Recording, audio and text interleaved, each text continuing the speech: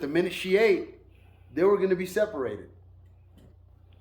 And so does he want to live without her, or does he want to join her? Okay? That's the question. And so what does love do? Lays down its life. It lays its life down. So, did not Jesus leave his throne?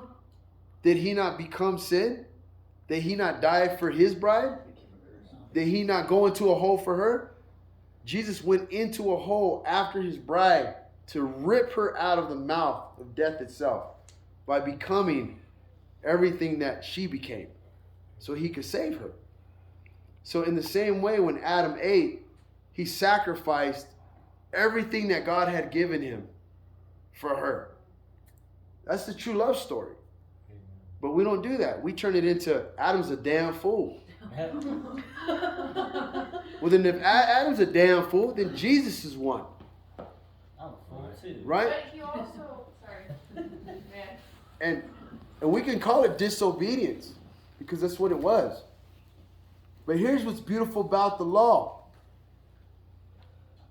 When the law comes in, it'll stone you for that action. But in Christ, that action will save you. Because you're actually dying for another person to redeem them to the Lord. Sorry, what's interesting is that word for woman, before Eve was named Eve, woman means Issa. It's ISSA, which means God is able to save.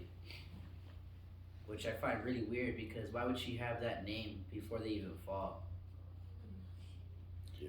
You know, one thing that always stood out to me is it's no different from the world now. When it always says you will be like God is what the serpent told her, and it's what people are, searching and wanting now, is to be like God, is to have that, and it's no different from now.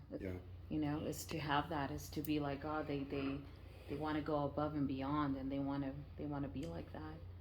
And that's what the world wants. People want to think that they have more knowledge and more. They're always wanting to be above, above reproach, above God. And it's. Did you know that scripturally, ate from the tree of the knowledge of good and evil, God himself said out of his own mouth, now they'll be like us, knowing good and evil. Which means that you can't be like God until you know good and evil. The question is, can you steward that knowledge between good and evil? And that's what makes you a God. The balance. Right? To be able to steward that knowledge. And it has to be stewarded in Christ. And if you don't, you become a God to yourself. Yeah. Right? And we have to be so very careful with that. Yeah, that's a powerful so reality. very, very careful.